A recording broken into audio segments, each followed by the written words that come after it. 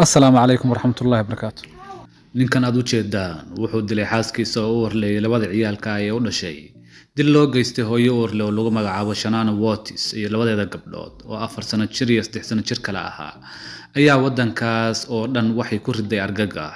falkaas wuxuu ahaa mid qalbi jab iyo macno la'aan ah, cabsidoodana waxa sii kordhiyay xaqiiqada ah in Shanana uu ninkeeda u geystay dilkaas abaarihii labadii duhurnimo ee Agoosto 13keedii 2018. Shanana saaxiibteed oo lagu magacaabo Nicole Atkinson ayaa ku dejisay gurigeeda oo ku yaala Colorado kadib safar shaqo ay ka soo noqdeen.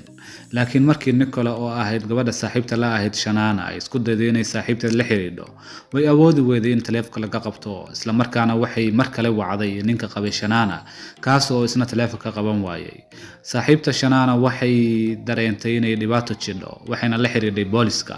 Bilayska ayaa isla galabtii ku sameeyay baaritaan guriga Watis, inkastoo ayna helin wax caddayn ah, balse waxay heleen gaarigii iyo alaab u gaar ah Shanana.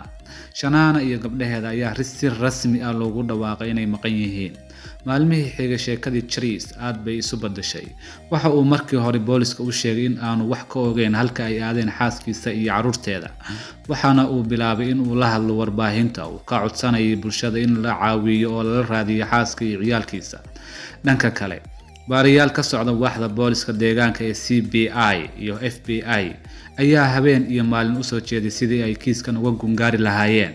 ninka qabay gabadha oo ciidanku shaki weyn ka qabay ayaa la marsiiyay tijaabo, wuuna ku guuldareystay inuu tijaabada ka gudbo, waxayna kusoo biyo shubatay sheekadu in ninkan uu yahay qofka dhibka geystay. galabtaas Chris waxa uu wacad ku maray inuu runta u sheegi doono booliska haddii uu marka hore la hadlo aabihii.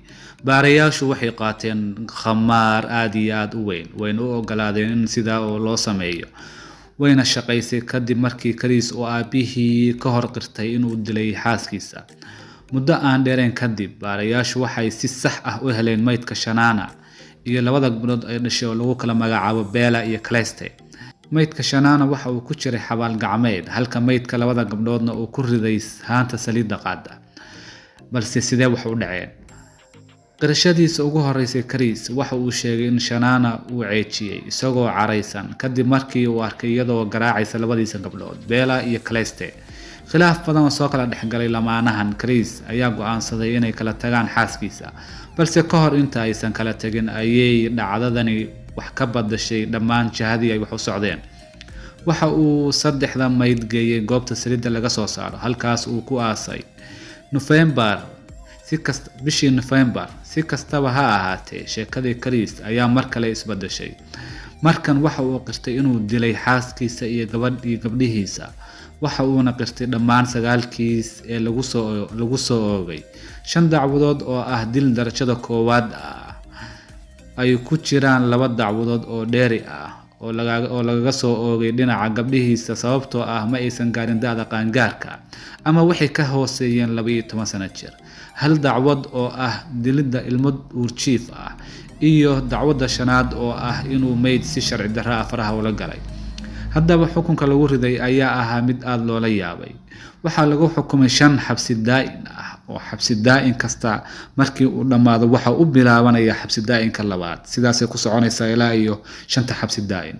sidoo kale waxaa lagu xukumay 84 sano oo xarig ah, kuwaas oo ah dambiyada kale ee lagu soo oogay oo iyagana lagu helay oo ka madax bannaan xabsi daa'inkaas. waa hadiiba uu noolaado maba noolaanaye marka uu dhamaysto 5 xabsi daa'in, waxaa haddana u bilaabanaya 84 sano oo haddana xarig horle ah. fadlan haddii aad qisadan ka heshay sii share garee lana wadaag asxaabtaada.